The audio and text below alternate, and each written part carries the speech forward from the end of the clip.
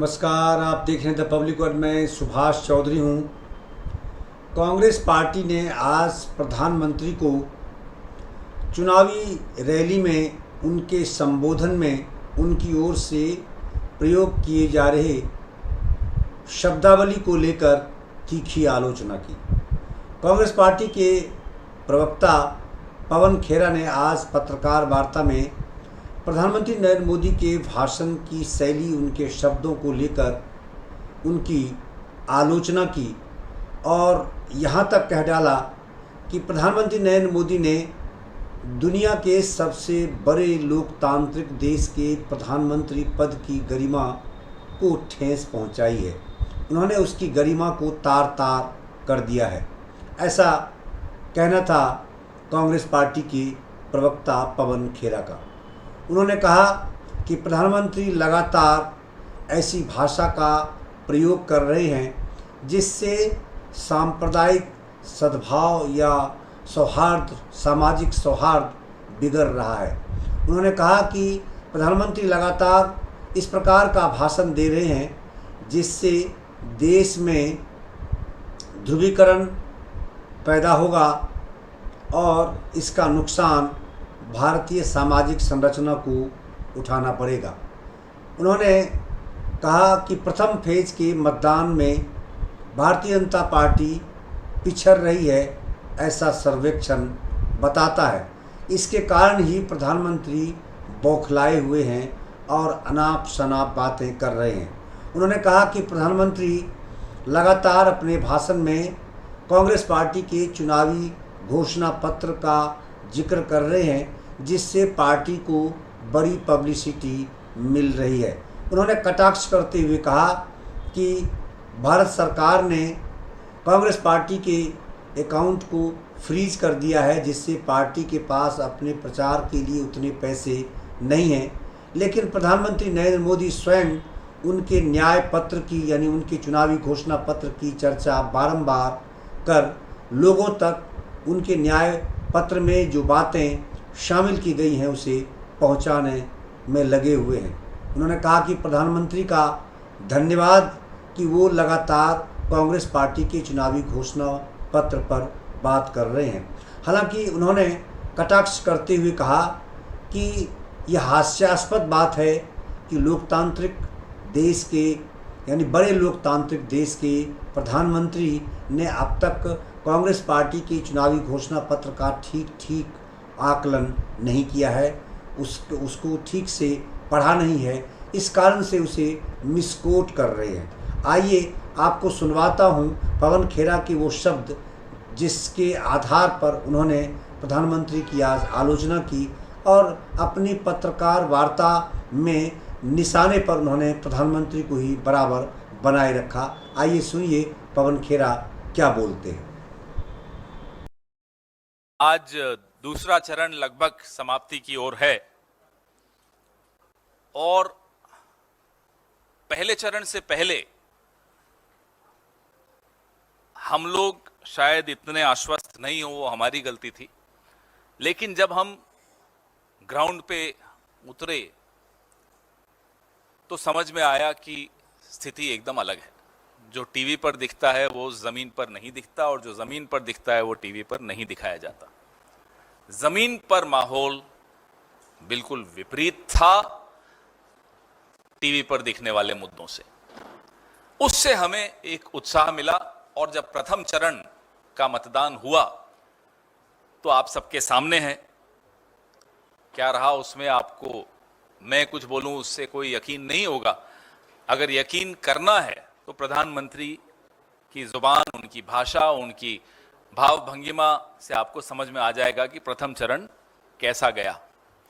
पिछले 10 सालों में बहुत सी चीजें गिरी।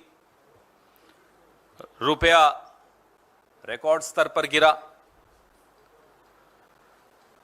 मीडिया फ्रीडम इंडेक्स में हमारा रैंक गिरा, ग्लोबल हंगर इंडेक्स में हमारा रैंक गिरा। लेकिन इन सब चीजों से भी जो ज्यादा गिरा वो प्रधानमंत्री के पद की गरिमा। बड़ा अफसोस होता है ये कहते हुए कि इतने बड़े लोकतंत्र के प्रधानमंत्री ने अपने पद की मर्यादा को इतना गिरा दिया कि उसको फिर से संभालने में दशक लग जाएंगे। आसान नहीं होगा उस पद की मर्यादा को फिर से स्थापित करना। ऐसी भाषा, और खास तौर पे प्रथम चरण के पश्चात जो भाषा थी प्रधानमंत्री की, यह है, माफ कीजिएगा, बस जो सुबह मॉर्निंग वॉक पे जब हम जाते हैं तो व्हाट्सएप अंकल होते हैं ना, वो व्हाट्सएप अंकलों वाली भाषा। प्रधानमंत्री की भाषा फूहड़ कतई नहीं होनी चाहिए। वो एक समाज को दूसरे से भड़काने वाली, लड़ाई करवाने वाला काम राजा का नहीं होता।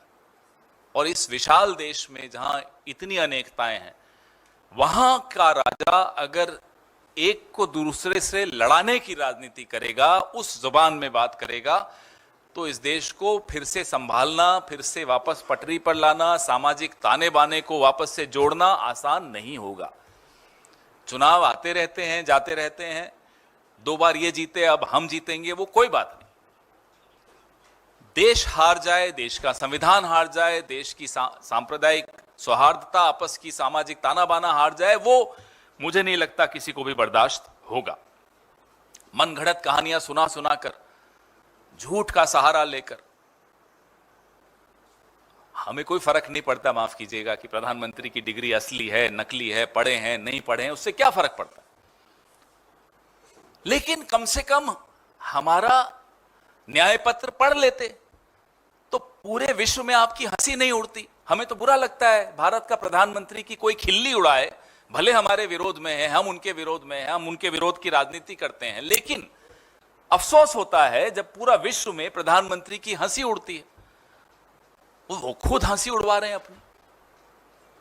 हमारे खड़गे साहब ने उनको पत्र लिखा, साहब हम आपको समझा देते हैं, दिखा देते हैं, मैनिफेस्टो ये है, बता दीजिए कहां हिंदू मुसलमान का जिक्र है, कहां ये सब बातें लिखी हुई हैं कि छीन के उसको दे देंगे। आपको क्या डर है अडानी जी की हम संपत्ति छीन लेंगे और बांट देंगे? यही डर होगा प्रधानमंत्री को, तो और क्या डर होगा? एक ही, सबका मालिक एक, वही डर होता है उनको कि साहब कहीं मेरे दोस्त का कुछ छीन न जाए।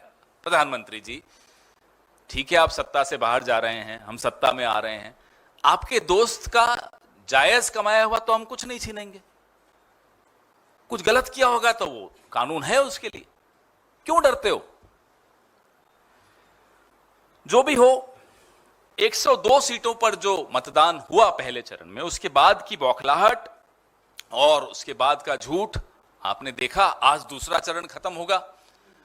प्रधानमंत्री के पास बहुत सारे एजेंसीज हैं जो उनको खबर दे देती हैं, कुछ सही भी देती हैं हिम्मत जुटाकर। वो बताएंगी कि दूसरा चरण में भी साहब मामला गड़बड़ हो रहा है। फिर मैं आपके माध्यम से इस देश को चेतावनी देना चाहता हूं कि झूठ और बढ़ेंगे, नए नए झूठ आने वाले हैं, और वो माफ कीजिएगा अफसोस के साथ कहना पड़ रहा है कि प्रधानमंत्री के मुंह से वो झूठ निकलेंगे। तो देशवासियों को सजग रहना होगा। जैसे हम व्हाट्सएप पढ़ते हैं तो आजकल विश्वास देश वाले नहीं करते, हमारे देश में अब लोगों ने व्हाट्सएप पे विश्वास करना बंद कर दिया, ठीक वैसे ही प्रधानमंत्री पर भी लोगों ने विश्वास करना बंद कर दिया है। जो उनके मुंह से शब्द निकलता है लोग पहले चेक करते हैं अड़ोस पड़ोस में, भाई साहब ये जो इन्होंने कहा ठीक था? अगला कहता है किसने कहा? बोले मोदी जी ने। फिर भी पूछ रहे हो ठीक था? कैसे ठीक होगा, मोदी जी ने कहा है, ठीक हो ही नहीं सकता। ये एक उन्होंने अपनी छवि बना दी। लेकिन वो भी झूठ बहुत बोलेंगे, लगातार बोलेंगे, नए नए आपको इतिहास गढ़ के बताएंगे, जो इतिहास नहीं हुआ वो बोलेंगे, हिंदू मुसलमान करेंगे, ये सब करेंगे। आज जो मतदान हो रहा है उसमें वायनाड हमारी महत्वपूर्ण सीट है। हमारे जनप्रिय नेता राहुल गांधी चुनाव लड़ रहे हैं वहां से। पिछली बार 4 लाख, 4.25 लाख वोटों से जीते थे। इस बार जीत के सारे रिकॉर्ड टूटने वाले हैं, ये हम दावे के साथ आपको कह सकते हैं। राजस्थान, जहां मैं खुद 4-5 दिन लगा के आया, देख के आया, समझ कर आया स्थिति, हम जो सोच रहे थे उससे कहीं ज्यादा डबल डिजिट में हम वहां सीटें ला रहे हैं। आज दूसरे चरण की जो रिपोर्ट्स आ रही हैं वो और उत्साहवर्धक हैं। हमारा उत्साह दुगना हो गया है और आप लोग भी खुश हो रहे हैं, अच्छा लग रहा है देखकर। मैं कोटा गया तो वहां मैंने आप सबको बहुत याद किया। क्यों? क्योंकि वहां जो इलेक्शन लड़ रहे हैं भारतीय जनता पार्टी के, वो लोकसभा के स्पीकर हैं, अध्यक्ष हैं। वहां के लोगों ने मुझे बताया साहब कि 19 के चुनाव से पहले लगभग 14-15 के आसपास उन्होंने जीतने के बाद कहा कि मैं अब अगला चुनाव यहां तभी लड़ूंगा जब मैं यहां हवाई अड्डा ले आऊंगा। 19 हो गया, 24 आ गया, हवाई अड्डा नहीं आया और फिर भी लड़ने चले गए।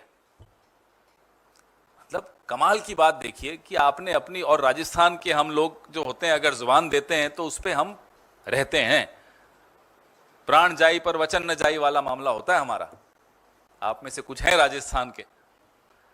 राजस्थान का आदमी कोटा की जनता को 2015 में बोलता है कि मैं अगला चुनाव तभी लड़ूंगा जब मैं यहां हवाई अड्डा लाऊंगा। ना हवाई अड्डा आया, लेकिन वो फिर पहुंच गए वोट मांगने। लोग इंतजार कर रहे थे। देखिएगा कोटा में क्या होता है, वहां भी कुछ कुछ हो रहा है। और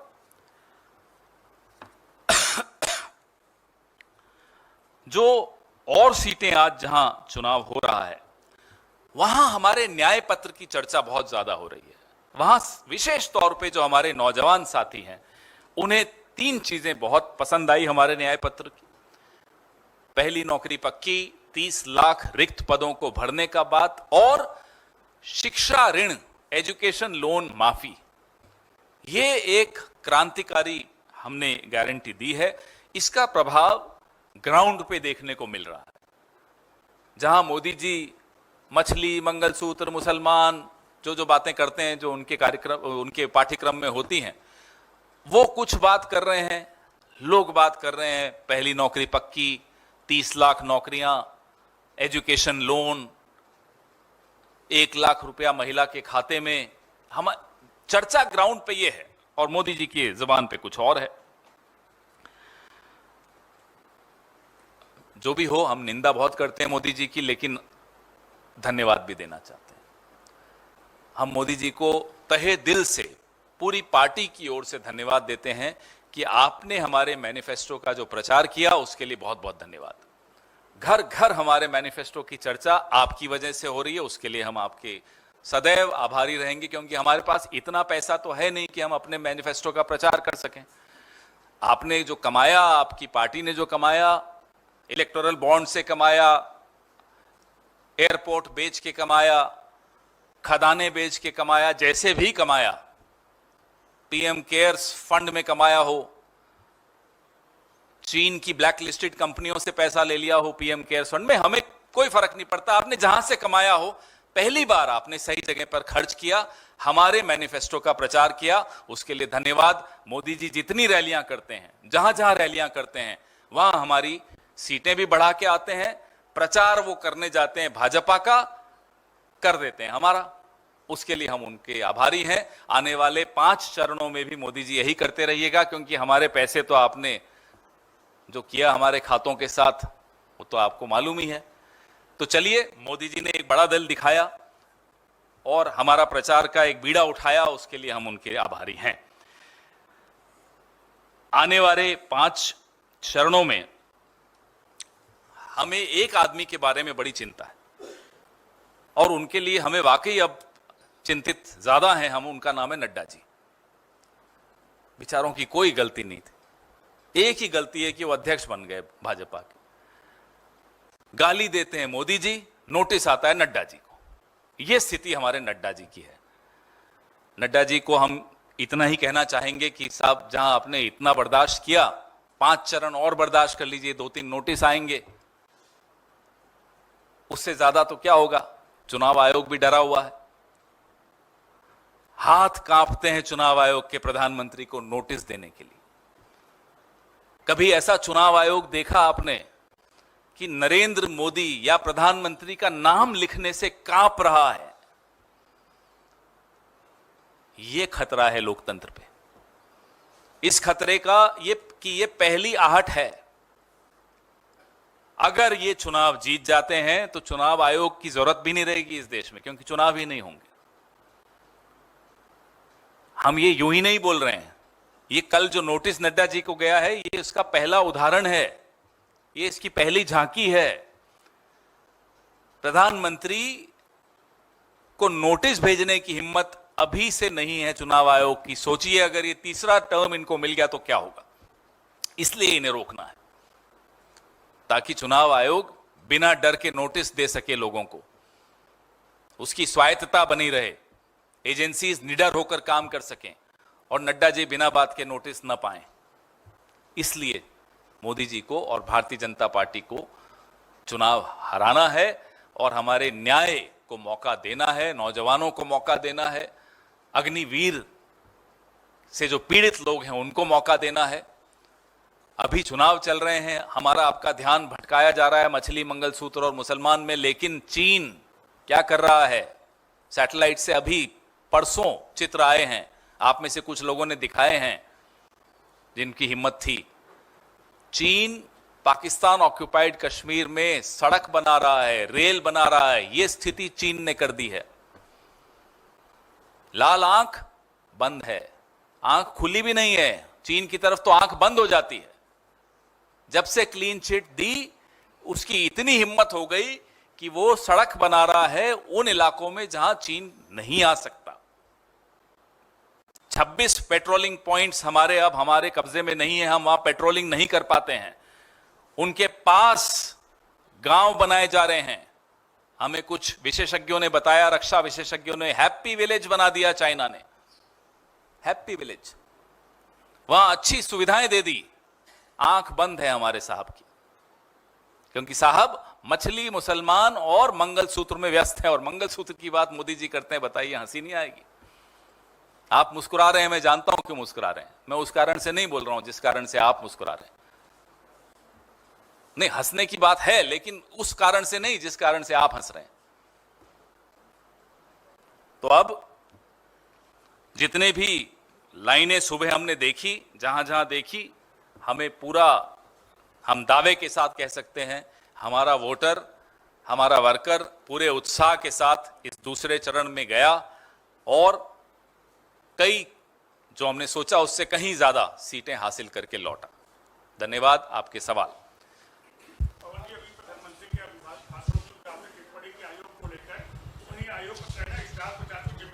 साथ ही साथ पार्टी अध्यक्षों की भूमिका भी तय की जाएगी।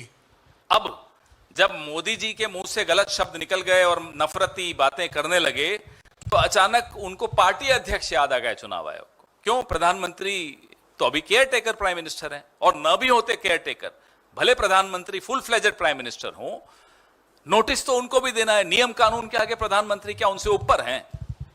क्यों नहीं देते? अब बोल रहे हैं कि अध्यक्षों की भूमिका तय की जाएगी। चुनाव आयोग का यह काम है।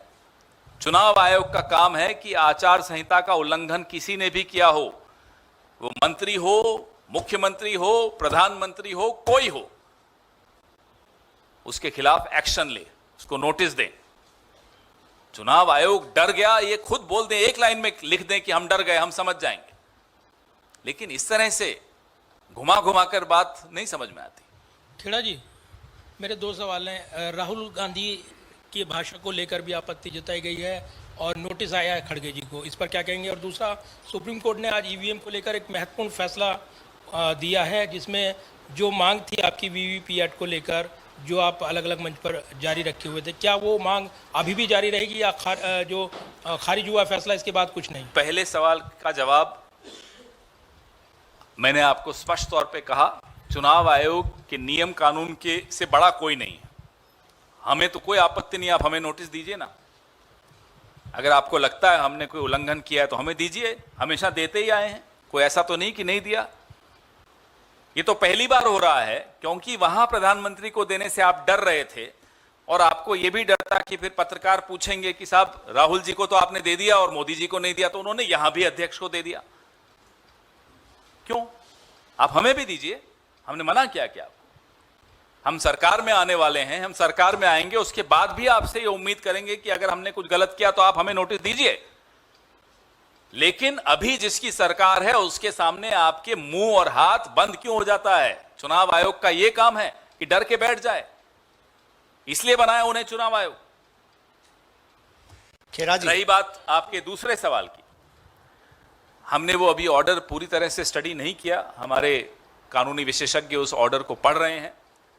रही बात चुनावी प्रक्रिया की, तो चुनावी प्रक्रिया पर भरोसा इस देश के एक एक वोटर का स्थापित करना सरकार का, विपक्ष का, मीडिया का और चुनाव आयोग का कर्तव्य है। खेरा जी, फर्स्ट